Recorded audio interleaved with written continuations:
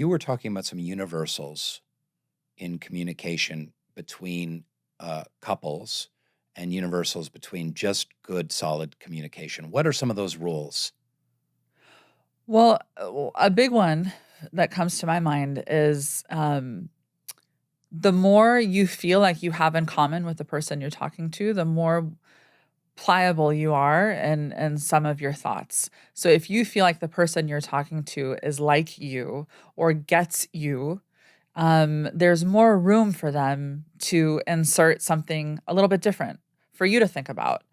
So it's finding a point of commonality Yeah. so that you foster that Mhm. kind of feeling of commonality and building from that. building from it. Yeah. Mhm. I would say that's the most effective. I think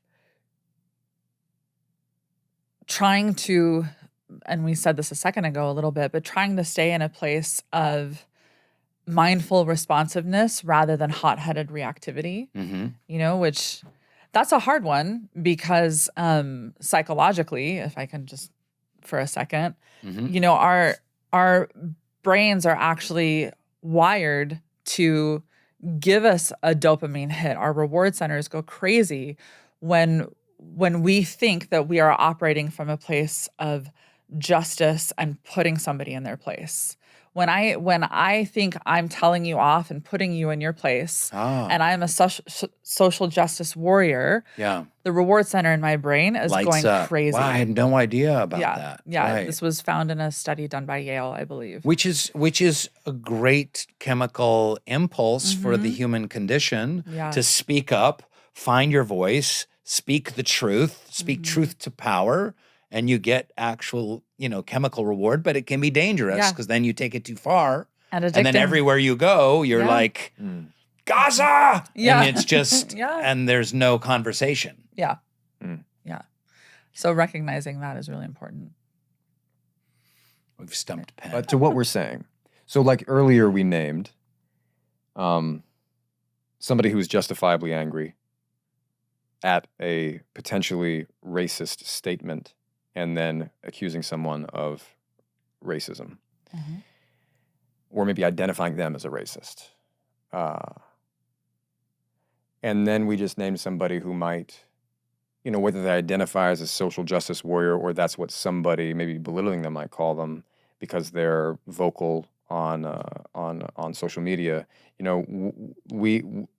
What's interesting is that we happen to have just sort of imagined people who, progressives and liberals, which much of my life has been the sort of milieu I've come from, is an impatience with the suggestions we're making because there are certain accusations made of, say, someone who is racist, which are true, which is that is somebody who is exhibiting racist ideologies and beliefs and willfully being hateful and ignorant because past a certain point you have to be responsible for who you are and how you think and how you act, And so I'm just thinking of somebody who might be listening and wondering, I just want to poke even more, like, why is it that, because there's something called respectability politics, right, which has been leveraged against Black Americans and other people of color historically, which is to say... Talk to us about that. What is that? So, as I understand it, it's basically suggesting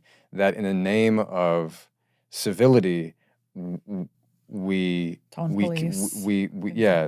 basically you're just policing people's behavior and actually enforcing the status quo, which is racist. I mean, it just is. It's otherwise we wouldn't have it. It's holding people down. It's like, holding you're people being down. too angry, and we're not able to have a conversation because you're so angry. So simmer down. Yes, and that actually is oppression. Exactly. So so I think what we have to be careful about is using language and speaking in a way about these things which can sound coded to others and which it has like historical bias in it. And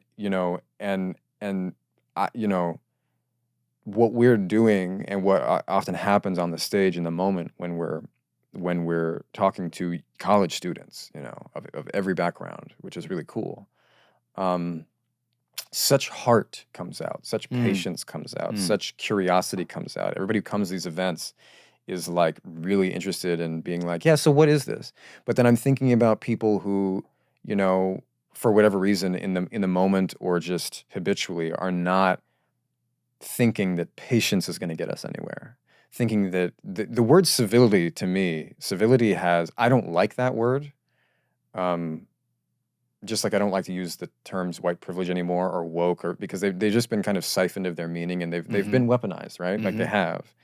And because we live in a world where these violent oppressive norms are still being violent and oppressive to countless groups of people, you know, it's like the time is now, the urgency couldn't be higher, and the idea that we have to almost like slow down and listen to each other sounds crazy. Hey, did you like that video? Why don't you click on this one? Or maybe watch this one? Or click over here.